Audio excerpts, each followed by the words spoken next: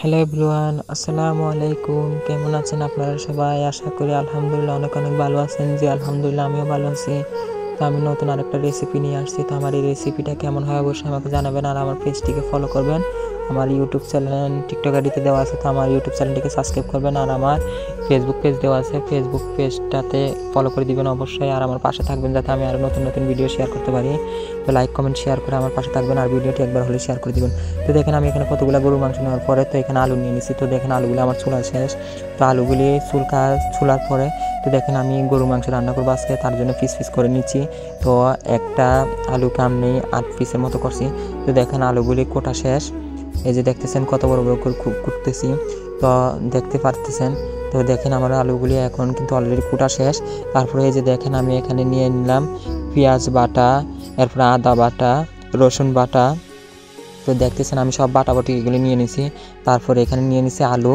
তো এখানে দেখেন হলুদের গুঁড়া, এরপর গরম মশলা, তেজপাতা, এরপরে হচ্ছে গিয়ে মরিচের গুঁড়া, লবণ, এরপর মশলার গুঁড়া। তো দেখতেছেন সব কিছু আমি অলরেডি নিয়ে নিছি গরু মাংস রান্না করতে। তো দেখেন আমি গরু মাংসগুলিও ধুয়ে নিছি রান্না করার জন্য। তো দেখেন এখানে সব কিছু আছে।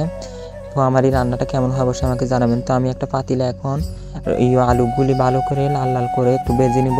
তো আলুগুলি আমার ভাজা হয়ে যাচ্ছে। তো দেখেন একটুখানি লবণ দিয়ে আমি আলুগুলি ভালো করে ভেজে নিচ্ছি যাতে আলুগুলি লাল লাল হয়ে ভেজে যায়। তো অবশ্যই আমার ভিডিওটা কেমন হয় আমাকে জানাবেন। তো দেখেন আমার আলুগুলি ভাজা শেষ, এখন আমি একটা প্লেটে নিয়ে নিছি। তো দেখতেছেন। তো এখন দেখেন আমি আরেকটা পাতিল বসে দিচ্ছি, পাতিলের মধ্যে অল্প কিছুটা তেল দিয়ে তো এখানে আমি আদা বাটা, রসুন বাটা, পেঁয়াজ বাটা সব কিছু দিয়ে দিব। এগুলি সব কিছু দিয়ে আমি ভালো করে এটা নেড়ে কষাই নিব মাংসগুলি। তো আমি এখানে আবার হলুদের গুঁড়া, মরিচের গুঁড়া, মশলার গুঁড়া, গরম মশলা, তেজপাতা এগুলি সব কিছু দিয়ে দিব। তো দেখতেছেন অবশ্যই। তো আমি এখানে সব কিছু দিয়ে এখানে আমি রান্না করতেছি। তো এগুলো ভালো করে কষানোর পরে তো সাথে দেখেন আমি একটা পাতিলের মধ্যে গরম পানি বসে নিয়েছি যাতে আমি ভাতগুলি রান্না করে ফেলি তাড়াতাড়ি। তো দেখতেছেন অবশ্যই আমার এদিকে মশলাগুলিও কষানো হচ্ছে, আর এদিকে আমার ভাতের গরম পানিটাও হয়ে যাচ্ছে। তো আমি এখানে সাথে ভাতও বসাবো। তো দেখেন আমার মশলাগুলি আমি ভালো করে নেড়ে কষাই নিচ্ছি। তো ভালো করে নেড়ে কষানোর পরে তো দেখেন আমি এখন এখানে চাল নিয়ে নিচ্ছি। আমি এখানে 3 পটের মতো চাল নিয়ে নিছি। তো চালগুলি আমি ভালো করে ধুয়ে নিব। তো দেখেন আমি চালগুলি ধুচ্ছি এখন ভালো করে কষালে এগুলি ভালো করে ধুয়ে নিব, কষলায় ভালো করে যাতে ময়লাগুলি সরে যায়। তো দেখেন কতগুলো ময়লা সাদা হয়ে গেছে পানিগুলি। তো ভালো করে ধুয়ে নিব এগুলো আমি। তো দেখতেছেন অবশ্যই আমার ভিডিওটি কেমন হয় আমাকে জানাবেন। তো দেখেন আমার চাল ধোয়া শেষ। তো চালগুলো আমি এখন কি করব, গরম পানির মধ্যে দিয়ে দিব।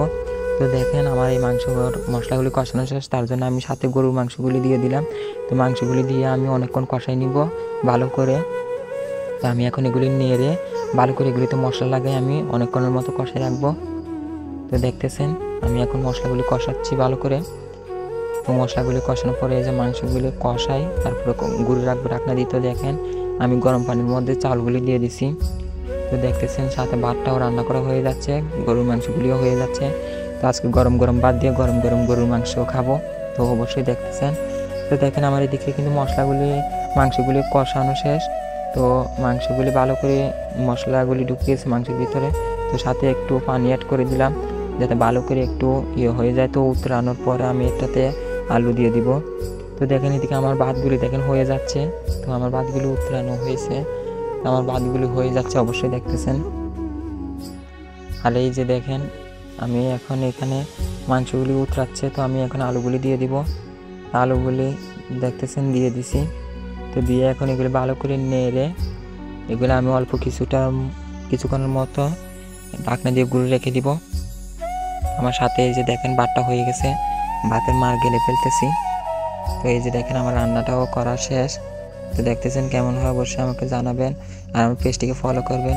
তো দেখেন আমি সাথে ভাত নিছি। তো ভাতগুলি খেয়ে আপনাদেরকে দেখাচ্ছি। ওকে এভরিওয়ান, ভালো থাকবেন, আল্লাহ হাফেজ, আসসালামু আলাইকুম।